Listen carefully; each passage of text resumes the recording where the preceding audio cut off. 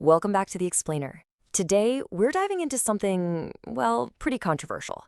It's a philosophy on love and strategy from a text called The Machiavellian Guide to Love and Power. And let me tell you, this thing throws the whole fairy tale idea of romance right out the window. Instead, it frames love as a game of power and influence. So the book kicks off with this really provocative question. And right away, it's designed to make you rethink everything. It's saying, hey, what if losing in love isn't about you not being good enough? What if it's about being blind to a hidden set of rules? The core argument here is that love isn't a fluffy cloud. It's a battlefield.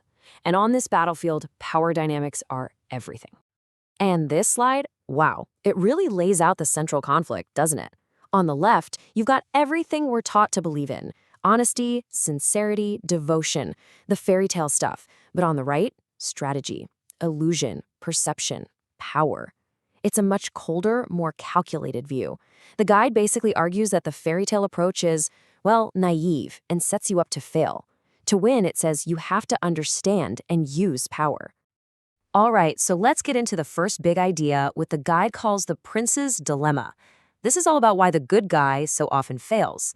The idea is that this well-intentioned man walks onto the battlefield of love, thinking it's a place for pure honesty and kindness, and he just gets run over. And this quote right here, this is the philosophy in a nutshell. It's making a direct comparison to politics, to ruling a kingdom. Think about it. A king who is merciful but has no strength, he's going to get overthrown. The guide argues the same thing happens in love. A lover who is totally transparent, who holds nothing back, ends up being seen as weak and gets dismissed. The big takeaway is that you just can't separate love from power.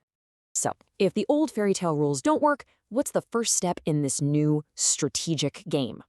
Well, according to this guide, it all boils down to one thing: mastering perception. It's not about what's actually under the hood, it's about the image you project. And this is a really crucial point. The text argues that powerful attraction isn't logical. It's built in the imagination. A woman doesn't fall in love with a man's resume, right? She falls in love with this powerful, mysterious idea of him that she builds in her own head. So, the whole strategy becomes about feeding that imagination, giving it just enough to create something incredible. And look at how this breaks down. The guide bundles a few of its laws together under this umbrella of perception.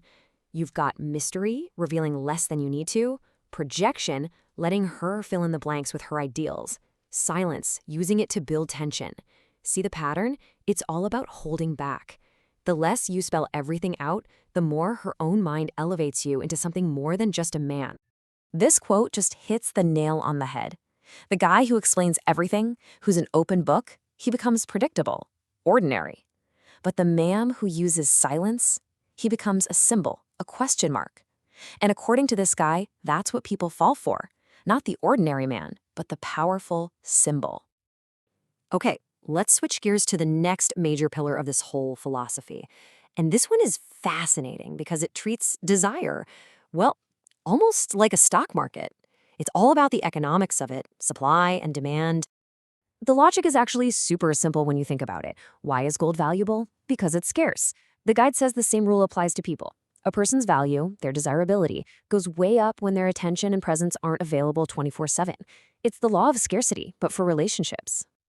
And all these points on the slide, they all circle back to the same core idea. If you want to be seen as more valuable, you have to be less available. But it's deeper than just, playing hard to get. It's about showing that you have your own life, that you're self-sufficient, that you don't need her validation to feel whole. And that independence, that's what's presented as incredibly attractive. I mean, look at that quote. No woman desires a man who collapses without her. It's blunt, right? But the point the guide is making is that a man's strength is proven by his ability to be okay on his own, to thrive, even. That self-reliance is framed as an absolute cornerstone of what makes someone desirable.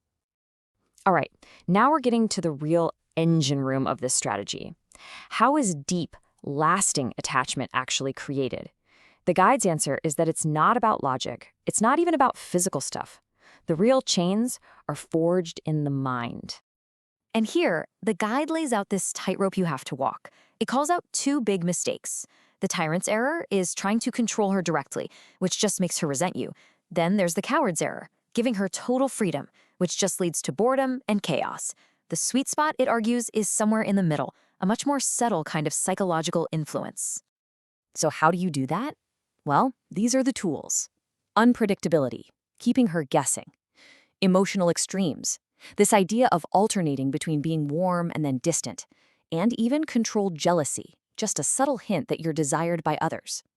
The whole point of these tactics is to keep her a little bit emotionally off balance, to make sure she never feels like she's got you completely figured out. That constant tension, the guide claims, is what keeps the fire of attraction burning. And here's the justification for all of this. It's a pretty cynical view, but the logic goes like this. If she can't predict you, she can't control you. And because she can't control you, she'll crave you even more.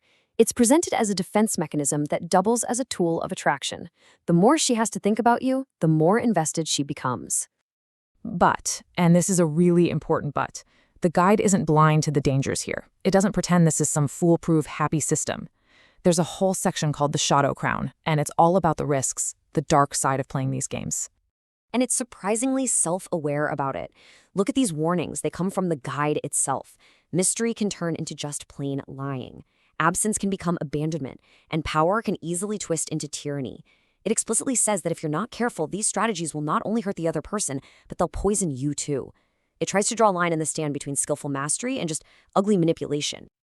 So, after all this strategy, all this power play, what's the actual end goal? The book claims it's not what you might think. It's not about possession or controlling someone day to day. Instead, it leaves us with this. This is the ultimate victory, according to the guide. Not winning her for a night, but embedding yourself so deeply in her mind that you live there for a lifetime. The idea is that the real power isn't in holding someone's hand, but in becoming the unforgettable standard, the ghost in the machine that she compares everyone else to, forever.